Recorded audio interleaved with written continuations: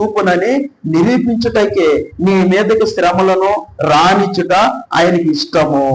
అంటే నీ ప్రేమ సంపూర్ణమైన ప్రేమ లేకుంటే శారీరక ప్రేమ అనేది నిరూపించడానికేనంటే నీకు శ్రమలు పెట్టేది, నీకు బాధలను పెట్టేది, నీకు ఇబ్బందులను పెట్టేది. హల్లెలూయా. దేవుడు ఆసమసం కాదు నీకు బాధలు వస్తున్నాయంటే, కష్టాలు వస్తున్నాయంటే పెట్టేది. ఎందుకంటే నిన్ను, నీ విశ్వాసాన్ని పరీక్షించేదానికంటే నీకు ఈ వారం అంతా ఒక్కొక్క రోజు భయంకరమైన ఇబ్బందులు వస్తూ ఉంటాయి. హల్లెలూయా. మన సంఘానికి అయితే 2 నెలలు ఒకటే ఇబ్బందే జరా. 2 నెలల నుంచి బలిగిన మీద బలిగినం, దెబ్బ మీద దెబ్బ. ఎందుకంటే దేవుడు పరీక్షిస్తున్నాడు. వీళ్ళు గట్టిగా నిలబడతారా, లేదంటే నిజమైన విశ్వాసులా, లేకుంటే నటించే విశ్వాసులా అని పరీక్షిస్తున్నాడు దేవుడు మన సంఘాన్ని. ఇజ్రాయేల్ని ఎలాగైతే పరీక్షించున్నాడో ఈరోజు నీ సంఘాన్ని, నిన్ను, నీ కాపర్ని, నీ యొక్క స్నేహితుల్ని, నీ యొక్క స్నేహితులందరినీ పరిశుద్ధాత్మ పరీక్షిస్తా ఉంది. ఆమె దీనికి అనగనుకున్నవాడు కానీ ప్రభా ఎంత పెడతావో, మమ్మల్ని రక్షించావు నువ్వు, చాలు, అది చాలు మాకు.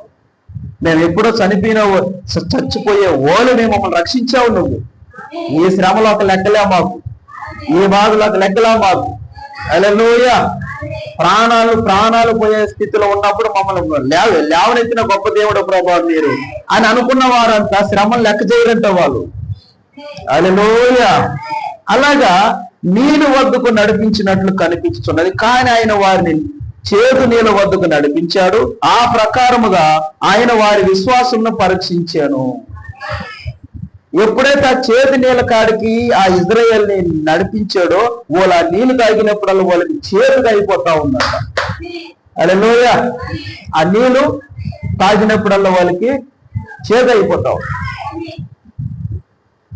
నీ మీద కూడా శ్రమలు రాణించుట ఆయనకి ఇష్టము. వాళ్ళకి ఆ చేతి నీళ్ళే శ్రమలు, బాధలు, ఇబ్బందులు. ఈ రోజు నీ మీద కూడా ఆ చేతి నీళ్ళే రప్పిస్తున్నాడు ఆయన. వాళ్ళకి చాలా కష్టం ఆ చేతి నీళ్ళు. ఈ కాలంలో నీకు కూడా కష్టంగా ఉండొచ్చు ఈ వాక్యం. నీకు కూడా ఆదివారం అయితే ఇబ్బందిగా ఉండొచ్చు, ప్రార్థన అంటే నీకు విసుగ్గా ఉండొచ్చు.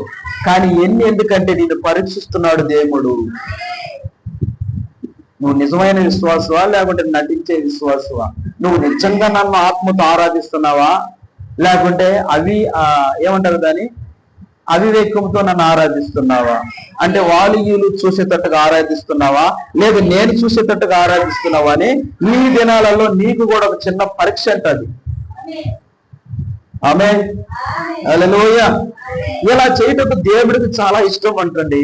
మనం ఏం చేస్తాం? దేవుడే ఇష్టపడి మనకు శ్రమలు పంపిస్తున్నాడు. మనం ఏం చేయాలి? ఒకవేళ కాదునికి వెళ్తావా, వాడు నరికేస్తాడంట. వాడు ఎవరోడు ఆల్రెడీ వాడు కాదు, చావు బతుకుల్లో ఉన్నాం మనం. ఆ నుంచి నడిపించేస్తాడు ఆయన మనల్ని.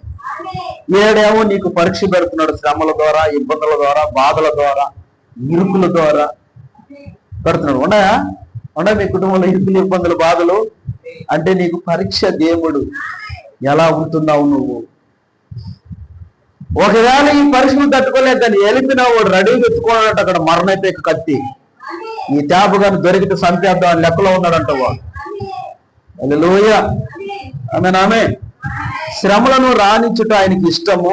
నేటి జనులు అంటే ఈ దినాలలో ఉంటున్న జనులు అద్భుతములను మరి దేవుని క్రియలను విశ్వసించని వారుగా ఎలా అయ్యారంటే, ఈ దినాలలో ఉంటున్న జనులు అద్భుతాలను చూసినా ఇష్టపడటం లేదంటే, ఇప్పుడు సూచక్రియలు చూసినా ఇష్టపడటం లేదంటే, ఇప్పుడు గొప్ప కార్యాలు చూసినా ఇష్టపడటం లేదంట వాళ్ళు.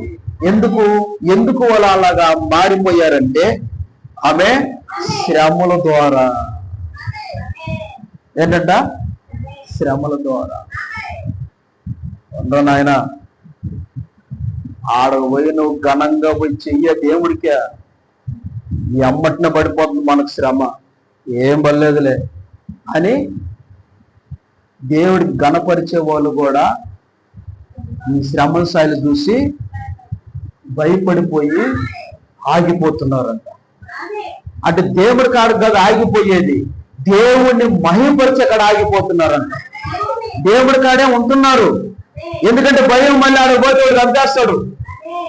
అక్కడి నుంచే వచ్చున్నారు. ఎక్కడి నుంచి? పరోచ కాడి నుంచే వచ్చున్నారు.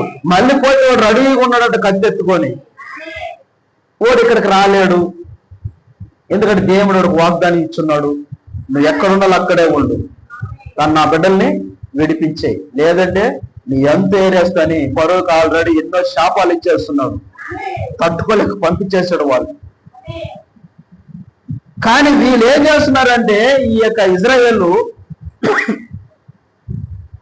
దేవుడికి ఏదైనా మహిమగాని చేశామంటే నాకు శ్రమ వచ్చేస్తుంది మనకి. హల్లెలూయా. దేవుడికి ఏదైనా గొప్ప కార్యం చేసామంటే చిన్న ఇబ్బంది రాదు, ఏం పర్లే, ఒమ్ముకుందాం అంతే. చేసుకునే వాళ్ళు చేసుకొని మనం ఒమ్ముకుందాం. ఏం మనకు అంటే, ఎందుకంటే ఈ శ్రమల వల్ల భయపడిపోయారంట వాళ్ళు.